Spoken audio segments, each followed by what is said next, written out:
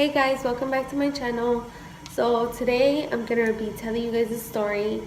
If you guys have subscribed to my channel, I'm sure you guys have seen that my boyfriend and I made a video where we talk about our daughter. If you guys have not subscribed and you guys have not watched my videos, my boyfriend and I talked about our daughter, the way she was born and what happened when she was born, but we did not get into any details. However, today I will let you guys know exactly what happened. It's the complete story. And yes, I hope you guys enjoy it. Okay, you guys, so my whole pregnancy was perfectly fine. Everything went great. Literally everything was great. And so I will fast forward until I was 7 months. When I was 7 months, I was babysitting my sisters-in-law. Well, not really much babysitting, but just watching after them. And so I was walking like a duck. I couldn't really walk. I was tired. I couldn't do much. And so after that, like, I told my boyfriend, you know what? I need help. I need you to quit your job. Come help me. And that was it. He came, he helped me perfectly fine, you know? I had my baby shower in October. I was, what, like 7 months? So it's like 7 months. And I was so excited. She got so much cute clothes. You guys, she got so much cute clothes. I was so excited. I couldn't wait to put it on her. And so when I couldn't even walk anymore, I got into reading this book called, well, it's by Joel Osteen. And the book was about faith. And I love to read books, you guys. I love it. But those books just never caught my attention until one day that I just saw it. And it filled me up with so much faith, like so much faith. And at one point, I just started reading it. And then, so I had my daughter when I was 34 weeks. I had been in labor for a couple of days, not a few hours, but literally a couple of days. I was dilating. They were sending me home until one day where they just told me, you know what, like, you're dilating a little too fast. Like, you need to stay because this baby's coming out today. It was a month before, you guys. I was 34 weeks. I was not ready. I did not pack a bag for myself with clothes. I did not pack a bag for my baby's clothes. I wasn't ready, you guys, like, at all. I was not ready. And I was like, oh my God, like, I didn't even get to do this. I didn't get to bring anything for myself. When I went to the hospital, I was wearing basketball shorts and a t-shirt, no sweater, nothing, you guys. I was in so much pain. Like, I could barely get off the bed. I wasn't even able to do my makeup. I wasn't able to do anything. It caught me so off guard. So I stayed in the hospital, and yes, I ended up having her on a Monday, which was November 14th. And I mean, what can I say? Like, I just wanted to get it over with. Like, the pain was so strong. Like, you guys who have kids, you guys who gave birth, like, you guys know the pain. Like, this is no joke. And, you know, I mean, it's my first baby. My mom was upset because I got the epidural. I told her, you know what? I'm sorry. This is my child. This is my body. It hurts so bad. I didn't get it until I was 7 centimeters open, though. Because, I mean, I tried to go without it, but I just couldn't anymore. So I was 7 centimeters dilated. Not open, but dilated. And I got the epidural. I got 2 doses. You guys, what the hell? I felt everything. It didn't numb the pain. It didn't make it any better.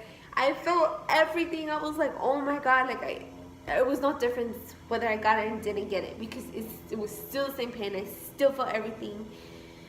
Okay, so then after that, I went into, like, actual labor, and I had her. And so this is where it gets hard. So my daughter was born with something called chylothorax, and I couldn't hold my baby. She was, I'm so sorry, you guys. I have been up since like 5 in the morning. Um, she was transferred to another hospital from where we were at. Um, I was in the hospital for like 3 days. I had to call to check up on her to see how she was doing. My boyfriend had left with the ambulance to see how she was doing. They didn't update him until maybe like 12 o'clock. After visiting hours were done where I was at, my parents left to, to see how the baby was doing, to see how my boyfriend was doing. And I was in bed. My boyfriend's aunt went to go visit me. I was shaking because of the epidural. I felt really cold. I was alone. I didn't have my phone. It was so bad, you guys. Like, it was really bad, Finally, the next day, we kind of got an update on, what was going on, what she had, what they had to do. She had 2 chest tubes so the fluid could come out, because the fluid was causing her lungs to collapse, so she couldn't breathe. And so she was in there for almost 3 months, in the NICU for almost 3 months. My second day at the hospital, my boyfriend called my best friend and told her, she's at the hospital, this is what's going on, and she went to go see me. She was the only person that went to go see me, that actually texted my phone, because I didn't have my phone. My boyfriend had my phone. So,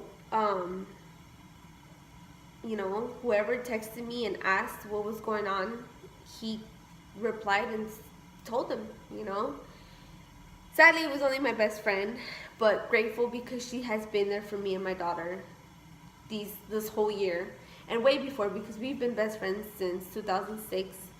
So, I love her for that. And, but it was so hard. Like, I had her in November.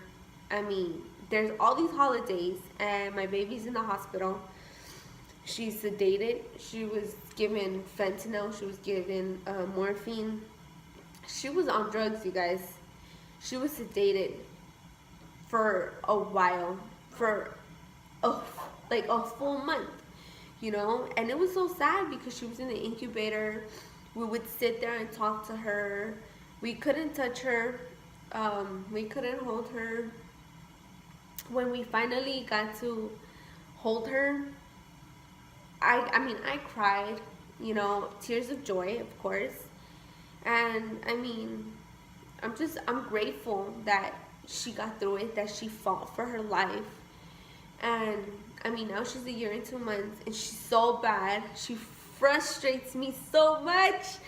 But what am I gonna do? I'm just glad that she's here, that she made it, that she fought for her life. And I love her. I love her dearly. I love her to death. And I'm just, thankful to God that He filled me up with faith. And that's the reason why I read the book that I was reading.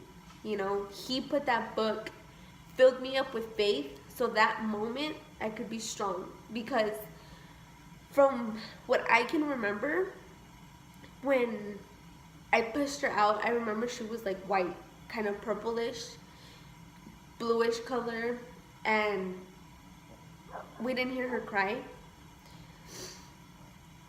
And that's kind of like the first thing that we were like, what's going on? Like, why isn't she crying? And my boyfriend started crying, and he told me like what's going on? Like, what's wrong with my baby? Like, why isn't she breathing? Why isn't she crying? Like, what's going on? And I remember just holding his hand, and I told him, everything's gonna be fine, like, let's pray. And he just kept walking back and forth. I was getting sewed They were working on her to make sure she was breathing, and they called the code white, which is when all the doctors come. And I think it means like a baby emergency or something. I don't know. I don't remember. They told me at the moment, but I don't remember. So they went and she held his finger. I remember looking at her and she opened her eyes and she had blue eyes, like beautiful blue eyes. She held his finger and then she let it go, and then she didn't open her eyes anymore until she was over a month. But you know, I'm just glad that she's fine. I mean, even if she frustrates me, she pisses me off sometimes, but I love her, you know. Thank you guys for watching the story time. Thank you guys for listening, for letting me open up to you guys. But this is it for story time. Hope you guys can subscribe, like, and share. I will see you guys next time in my next video, and I hope you guys really enjoyed this.